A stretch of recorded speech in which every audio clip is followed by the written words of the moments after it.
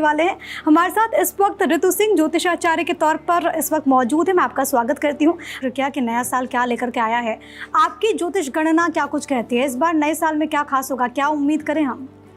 सबसे पहले तो भारत 24 के सभी दर्शकों को नव वर्ष की हार्दिक शुभकामनाएं।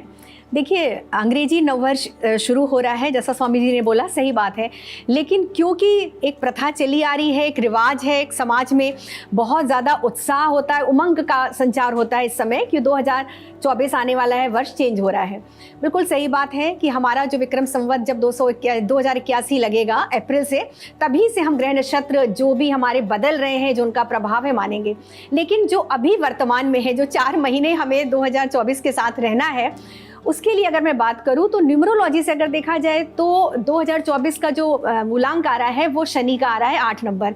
तो ये वर्ष शनि जो कि कर्म फल देवता है, न्यायाधीश है, न्याय के देवता हैं, तो इस वर्ष हम जैसे कर्म करेंगे वैसा ही फल मिलने वाला है। आपको आपके कर्मानुसार फल मिलेगा।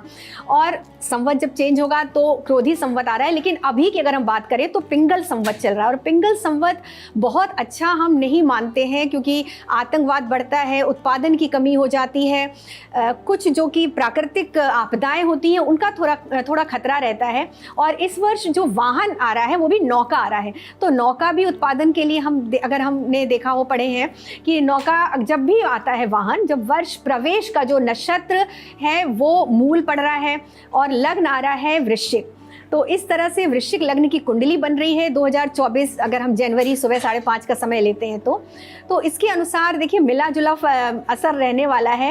हम बहुत ज़्यादा नहीं आप लोगों को आश्वस्त कर सकते हैं ज्योतिष के अनुसार कि नहीं, आपका पूरा वर्ष बहुत अच्छा, बहुत सावधानी रखनी होगी।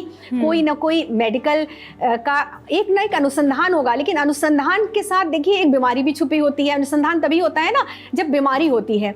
तो जो भी इस वर्ष की चीज़ें निकल के आ रही हैं उसके अनुसार कोई ना कोई महामारी, आतंकवाद की घटनाएं, युद्ध की स्थिति, क्योंकि मंगल राजा है और शनि मंत्री हैं, दोनों ही एक फायर एलिमेंट, अग्नि प्रधान ग्रह हैं। तो मंगल जब भी राजा होते हैं तो इस तरह की घटनाएं बढ़ती हैं, भूस्खलन की घटनाएं, क्योंकि भूमि से संबंधित हैं। तो बहुत ज़्यादा सरकार के ऊपर जिम्मेदारी आने वाली है। तो और बहुत पहले से अगर हम करके अगर सरकार के पास एक रोड मैप हो तो हम 2024 में एक अच्छा, और इस साल तो चुनाव भी होने वाला है। लेकिन ऋतु जी, आपने बहुत अच्छी एक बात बोली कि आप कर्म जैसे करेंगे आपको फल वैसा ही मिलेगा। अच्छा करेंगे तो आपके साथ अच्छा ही होगा। तो अच्छा गुजरता है तो 1 जनवरी क्या क्या लोगों को करना चाहिए, कैसे अपने साल की शुरुआत करें ताकि पूरा जो साल है वो आपके लिए बेहतर हो? बिल्कुल, देखिए सबसे अच्छा प्रश्न पूछा है प्रिया। साल की शुरुआत हो या दिन की शुरुआत हो, हमेशा मुस्कुरा कर करनी चाहिए। एक बड़ी सी स्माइल बहुत ज़्यादा ज़रूरी है रोज़।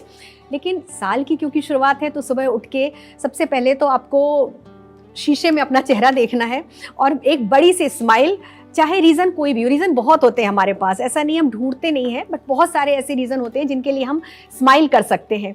और अपने इष्ट को ध्यान करना, सबसे ज़्यादा हम सबको हैप्पी न्यू ईयर कहना शुरू कर देते हैं, नए साल की मुबारकबाद रात को 12 बजे के बाद से ही देना शुरू कर देते हैं। लेकिन कभी कभी ना अपने जो घर में विराजमान ठाकुर जी हैं, ईश्वर हैं, उनको हम थोड़ा इग्नोर कर देते हैं, बाद में नहा धो के जाते हैं, फिर उनको हम हैप्पी न्यू ईयर बोलते हैं। लेकिन सबसे पहले अगर आप रात को कर सकते हैं या सुबह, आपके जो इष्ट देव हैं, जो आपके घर में विराजमान हैं, उनको आपको नववर्ष की शुभकामनाएं देनी है, कुछ मीठे का भोग लगाना, और जो भी आप प्रार्थना कर सकते हैं। देखिए देवी माँ शक्ति है, जो आद्य शक्ति हैं, उनकी प्रार्थना से आप शुरुआत कर सकते हैं। देवी प्रपन्नार्ति हरे प्रसीदा, प्रसीद मातर जगतखिलस्य, प्रसीद विश्वेश्वरी पाहि विश्वम, त्वमीश्वरी देवी चराचरस्य। इस श्लोक के साथ आप अपने नए वर्ष की शुरुआत कीजिए कि देवी माँ प्रसन्न हो। तो जब देवी प्रसन्न होंगी और पूरे विश्व के लिए उनका आशीर्वाद, उनकी प्रसन्नता की कामना करके नए वर्ष की आप शुरुआत कीजिए। साथ ही उस दिन कुछ पॉजिटिव थॉट्स आपको लिखना बहुत ज़रूरी है।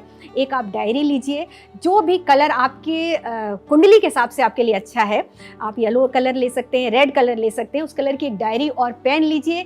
और अपना देखिए, एक होता है कि हम एक संकल्प लिखते हैं, वो एक अलग बात है कि साल में हमें ये करना है, वो करना है, लेकिन कुछ पॉजिटिव चीज़ें जो आपके साथ ऑलरेडी हैं उनको आप लिखिए। जो आपको करना है वो अलग बात है, लेकिन आपके पास अगर एक अच्छा परिवार है, एक अच्छा करियर है, आप बहुत सुंदर हैं, या आपके पास कोई ऐसी कला है, तो आप उसको ज़रूर लिखिए। देखिए क्या पॉजिटिव, आप इतना पॉजिटिविटी से भर जाएंगे बिल्कुल। फिर नव वर्ष की शुरुआत तो अच्छी होनी है ना, तो जितना हो सके सकारात्मक और अपने ईश्वर के प्रति समर्पित रहिए। पर फिर